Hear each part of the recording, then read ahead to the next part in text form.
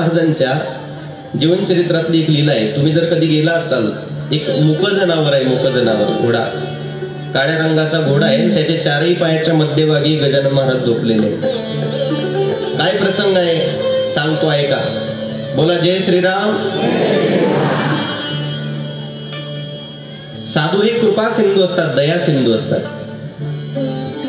एका कालखंडामध्ये गजानन महाराजांच्या समकालीन एक कीर्तनकार होते, गोविंद बुवा टाकडीकर. त्या परिसरामध्ये टाकडी गाव आहे, त्या गावाचे ते साधू होते, कीर्तनकार होते, कथाकार होते. आता त्या कालखंडामध्ये असं कीर्तनकार म्हटलं की टू व्हीलर, फोर व्हीलर किंवा अशी दळणवळणाची साधनं नव्हती. घोडागाडी, बैलगाडी याच्यावर प्रवास करावा लागायचा. एक वेळेस महाराजांचं कीर्तन चालू होतं आणि त्या गावातल्या एका माणसाला सहज इच्छा निर्माण झाली, महाराज कथा कीर्तनाचा प्रसार करतात, त्यांना दळणवळणा करतात, साधा एखादा घोडाही सुद्धा नाही, बैलगाडी सुद्धा नाही. आपल्याकडे भगवंतानं खूप मोठा ऐश्वर्य दिलेलं आहे, काय अडचण आहे, एवढे मोठे घोडे आपल्याकडे आहे, घोडा दान करू. निर्णय घेतला घोडा दान करण्याचा, संकल्प केला. त्या घोड्याच्या तबेल्यामध्ये ज्यावेळेस गेले ना, त्यावेळेस तो सेवेकरी म्हणायला लागला, मालक माफ करा म्हटले, मी सेवक आहे, तुम्ही घोडा दान करण्याचा संकल्प केला, पण तुम्हाला घोड्याची किंमत माहिती आहे का किती आहे? सहसा करून मालकांना या सामान्य गोष्टीकडे लक्ष देण्याकरता तेवढं वेळ नसते. म्हटले 2 लाखाचा घोडा आहे. आता घोडा दान करायचा इथपर्यंत वाक्य होतं, तिथपर्यंत ठीक आहे, पण तो घोडा आता किमतीच्या स्वरूपात डोळ्याच्या समोर उभा राहिला, काय करावं कळत नव्हतं.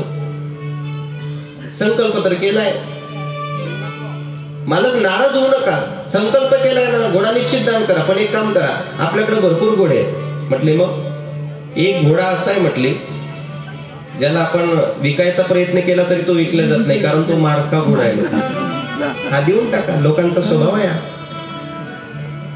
साधूला देतात लोक, पण चांगलं दान करणारे 10%च आहेत.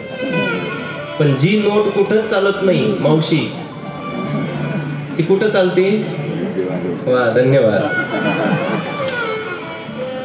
मी एकदा कथा उरकून गावाकडे आलो बरं का आप्पा, कथा उरकून गावाकडे आलो, ते जॅकेट घातलेलं होतं, ग्रंथपूजन नेमकं झालेलं होतं, ग्रंथावरचे ते पैसे उचलले आणि जसे तसे खिशात टाकले.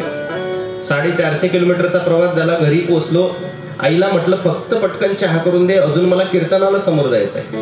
आई म्हटले ठीक आहे, तू लेट म्हटले तोपर्यंत मी दुधाची बॅग घेऊन येते. बरं तुझ्याकडे काही सुट्टे पैसे आहे का? मी खिशात हात घेतला, जी नोट हातात आली ती आईकडे देऊन टाकली. आई दुधाची बॅग आणायला शेजारी गेली आणि दुकानदाराला म्हटले दादा पटकन दुधाची बॅग द्या, त्याला जायचंय म्हटले पुढे अजून कीर्तनाला. त्यांनी नोट घेतली, दुधाची बॅग घेतली, पण दुधाची बॅग आईच्या हातात दिल्यानंतर त्यांनी ती नोट सुद्धा आईच्या हातामध्ये दिली. म्हटले ताई राहू द्या म्हटले पैसे. म्हटले कशा करता? आई विचार करायला लागली, 100 ग्रॅम साखर मागल्यानंतर 102 ग्रॅम जर भरली तर 2 ग्रॅम काढणारा माणूस दुधाची बॅग फुकट देतोय, काहीतरी विशेष असायला पाहिजे. आई रागारागात घरी आली, चहा तर ठेवला, ती नोट माझ्या हातात दिली, हे घे म्हणे तुझे पैसे. आई काय झालं म्हटलं, एवढा प्रवास करून आलो. नाही याच्याकरता एवढ्या लांब लांब फिरायचं का? म्हटलं झालं काय ते तरी सांग. अरे नाही पैसे घेतले तरी चालेल, पण अशी चेष्टा तरी कशाला सहन करायची? म्हटलं झालं काय? ठीक आहे म्हटले तुझी नोट. ती नोट मी बघितली, अर्धी 50ची अर्धी 20ची, पण ती तुमची कृपा, तुमच्या नोटा अशा सरळ कधी येतच नाही, त्या अशा गोल गोल गोल गोल गोल गोल केलेल्या असतात. आणि इथले येणारे पैसे नॉन रेफरेंडेबल असतात, म्हणजे वापस न होणारे, त्याच्यामुळे कोण चेक करून घेणार आहे? ते दान आलेली वस्तू आहे ना. ते म्हणतात ना मरी हुई गाय बम्मन को दान. वा हे लय पाठ आहे तुमचं. तो घोडा दान केला, पण आता दान स्वरूपात आला ना, गोविंद बुवांनी तो घोडा घेतला, स्वीकारला. मग तो मारणारा होता म्हणून महाराज काय करायचे, गावाच्या बाहेर पोचायचे, कीर्तनाला उतरायचे, घोडा गावाच्या बाहेर कुठेतरी बांधून ठेवायचा, कारण गावातल्या लोकांना त्रास देईल ना. पूर्वीच्या काळातला विषय वेगळा होता. एक साधा घोडा जरी गावात आला तर गावातले लहान लेकर मागं मागं धावायचे, गावात घोडा आला, गावात घोडा आला, नाही का. एक वेळचा प्रसंग आहे, गजानन महाराजांच्या त्या श्री क्षेत्र शेगाव नगरीमध्ये एक महादेवाचं मंदिर आहे. त्या मंदिराच्या समोर सुंदर अशा प्रकारे एक वटवृक्ष आहे. त्या मंदिरामध्ये महाराजांचं कीर्तन ठेवलं होतं गोविंद बुवांचं. महाराज घोड्यावर बसून आले, आणि त्या झाडाला तो घोडा त्या ठिकाणी बांधून ठेवला, कोणाला त्रास देऊ नये म्हणून. मंदिरात कीर्तन चालू आहे, तेवढ्यामध्ये हे अवलिया महात्मे आले, गजानन बाबा. आणि आमचे गजानन महाराज आल्यानंतर त्या पायरीजोड बसले, मंदिराच्या बाहेर पायऱ्या असताना पायऱ्याजोड खाली येऊन बसले. एक नजर गोविंद भाऊकडे टाकतायत आणि दुसरी नजर घोड्याकडे टाकतायत आणि मनातल्या मनात विचार चाललाय, अरे एवढं वय झालं तरी हा महात्मा कथा कीर्तनाच्या माध्यमातून भगवंताच्या नामाचा संत विचाराचा प्रचार प्रसार करताय आणि हे मूक जनावर महाराजांना त्रास देत आहे. आपण काहीतरी करायला पाहिजे. म्हणून महाराज उठले, त्या घोड्याकडे जायला लागले.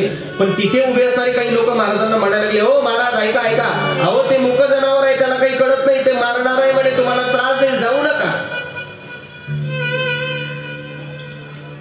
गजानन महाराज बोलायला लागले, म्हटले अरे मूक जनावर आहे म्हणून काय झालं, फरक एवढाच आहे, तुम्हाला बोलता येतं, त्याला बोलून व्यक्त होता येत नाही. ज्ञानोबाऱ्यांच्या समोर रेडा नेला होता, ज्ञानोबाऱ्यांचे वाक्य काय होते, ज्ञानदेव म्हणे तोही माझा आत्मा, वेगळी का मातया नाही. साधूंचे वचन आहे. साधू म्हटलं की जे जे दृष्टी दिसे ते ते हरिरूप. आपल्याला जर कोणी विचारलं देव कुठं आहे, तर सहज आपल्या मुखाला शब्द येईल मंदिरात. पण साधूला विचारा देव कुठं आहे, विठ्ठल जडी स्थळी भरला, रिता ठावना उरला. साधू आपल्याला म्हणतात अरे बाबा देव कुठं नाही, प्रत्येक ठिकाणी देव भरलेला आहे. गजानन महाराज म्हणायला लागले, अरे मूक जनावर आहे, काय करतं, त्याला प्रेम द्या, तो आपल्याला प्रेम देईल. पाठीवर थाप टाकली, घोडा जागेवर हल्ला सुद्धा नाही. लोकांच्या मनामध्ये भय. हे महाराज परत परत येऊन त्या घोड्याच्या वाटेला जात आहेत. म्हटले जर चुकून मारलं तर अजून समाधानी होत नाही का, म्हटले तुमची ऐका, म्हटले मूक जनावर आहे, त्याला प्रेम द्या. त्याच्या चारही पायाच्या मध्यभागी गजानन महाराज जाऊन झोपले, त्याला कुरवाडू लागले प्रेमानं. रोज त्रास देणार मूक जनावर, पण त्या दिवशी अत्यंत शांततेनं पोहोचलेलं आहे. गजानन महाराजांच्या बावन्नीमध्ये त्याचं उत्तर एवढं सुंदर गोड आलेलं आहे.